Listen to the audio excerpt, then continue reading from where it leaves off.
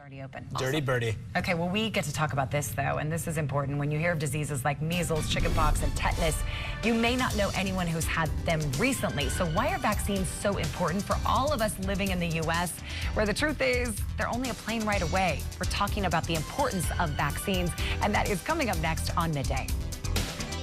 And welcome back to Midday. I'm sitting now by Dr. Darek Eggleston. This is our sponsored segment from the Ogden Clinic, and we're talking about immunizations and vaccines. And we had so much to talk about in the break. Now let's share with everyone what you and I were discussing. And first, it's about, you hear diseases and you think they're not in our community anymore. Why should I have my child immunized for them? That's a great question. Well, thanks for having me, Nicea. That is a really good question. It's something we think about. Well, if everyone in my school, everyone in my child's school is immunized, why should my child be immunized?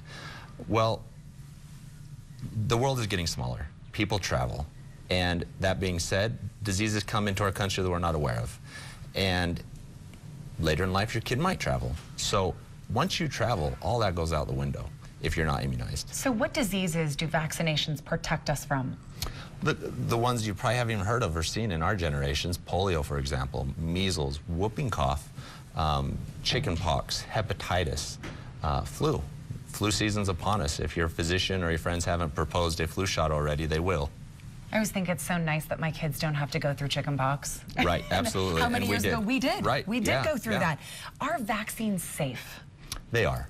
They really are a hallmark of modern society. The disease that we have prevented with those is just phenomenal.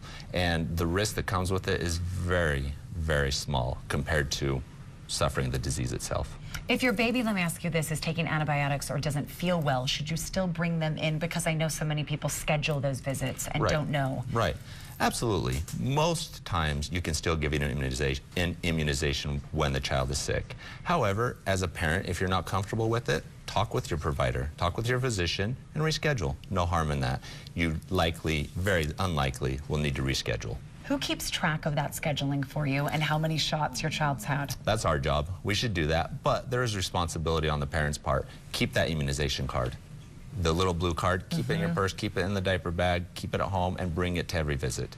That's your record, and well, this is such a great time of year to talk about this because it is back to school, and maybe you've thought about this. I did with my 6th, almost 7th grader. And then maybe you have babies that now your other kids are back in school, so you're taking them in. What about us? Absolutely. Do we need a vaccination? Absolutely. There are indications for adults. There are unfortunate cases of college kids going to school and being exposed to close quarters. They're around people from all sorts of parts, all around the world. And they're exposed to things that they weren't typically exposed to earlier in life. So immunizations for them, there are indications. Our older generations, the baby boomers, for example, there's indications for immunizations for them. For example, shingles. There's immunizations to prevent outbreaks of that. One of the most heartbreaking interviews I've done was on Good Things Utah 2 weeks ago, a mom of a college student who got meningitis and did not know that he needed to be re-immunized, and he actually passed away from meningitis. Very unfortunate, and that's why we promote prevention. I know it's cliche to say, but an ounce of prevention is worth a pound of cure. So if we can promote any prevention, any immunization, absolutely we do. So doctor, is it a good idea, like for me, I have no idea what I would need at my age and at this point, just to call in and ask the question? Absolutely. Go see your provider. Just make a call. And if you have questions from online, go to ogdenclinic.com. We have resources there, and we can answer all your questions. I love that you know where to go. No, I don't have to say it. He said the website. That's where you do need to visit. All the information for the Ogden Clinic is right there. Go to goodforutah.com/midday, and we will link you. But that's where Dr. Eggleston is, and so many other great providers there that would be happy to answer all your vaccination questions. Thank you for being here today. Thank you for having me. Emily and Brian, over to you. All right, thank you much, Nicea. Coming up, we're learning new information about the